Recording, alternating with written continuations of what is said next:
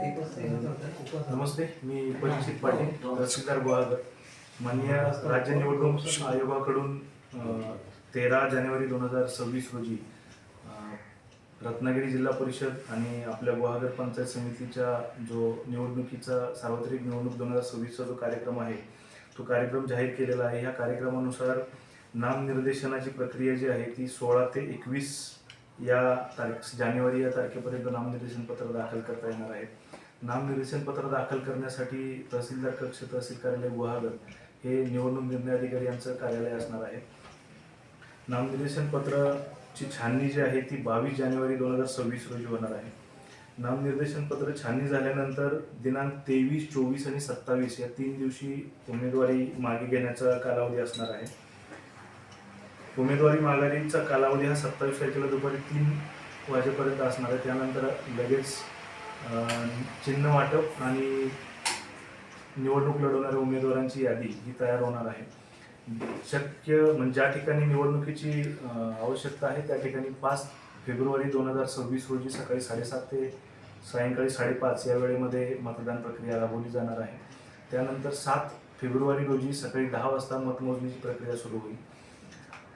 मतदान हे 5 तारखेला होणार आहे. मतदानासाठी एकूण गुहागर तालुक्यामध्ये 145 केंद्र असून या 145 केंद्रावरती पुरुष 44,115 आणि स्त्रिया 52,717 असे एकूण 96,832 मतदार असणार आहेत.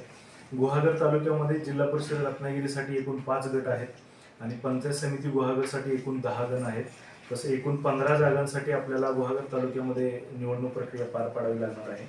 निवडणूक प्रक्रियेमध्ये साधारणतः निवडणूक प्रक्रिया सुरळीत पार पाडण्यासाठी निवडणूक निर्णय अधिकारी म्हणून एकूण 20 पथकांची नियुक्ती केली असून त्याच्यामध्ये साधारणतः 232 कर्मचाऱ्यांची नेमणूक केलेली आहे. मतदान केंद्रावरती 160 पथकांची नियुक्ती केली असून एकूण 640 मतदान अधिकारी त्याच्यामध्ये समाविष्ट असणार आहेत. आदर्श आचारसंहितेचं पालन व्यवस्थित व्हावं यासाठी आपल्या तालुक्याच्या कार्यक्षेत्रामध्ये 4 स्टॅटिक सर्व्हेलन्स टीम असणार आहेत. त्याचबरोबर 2 भरारी पथकं असणार आहेत. यामध्ये 3 व्हिडिओ सर्व्हेलन्स टीम देखील असणार आहेत.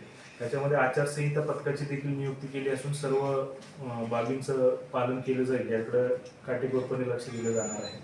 एकंदरीत निवडणूक प्रक्रिया सुरळीतपणे पार पाडण्यासाठी निवडणूक निर्णय अधिकारी म्हणून मी परीक्षित पाटील, सहाय्यक निवडणूक निर्णय अधिकारी म्हणून शेखर भिलारे गटविकास अधिकारी आणि महेंद्र सावर्डेकर नायब तहसीलदार गुहागर या ठिकाणी नियुक्त केलेले आहेत.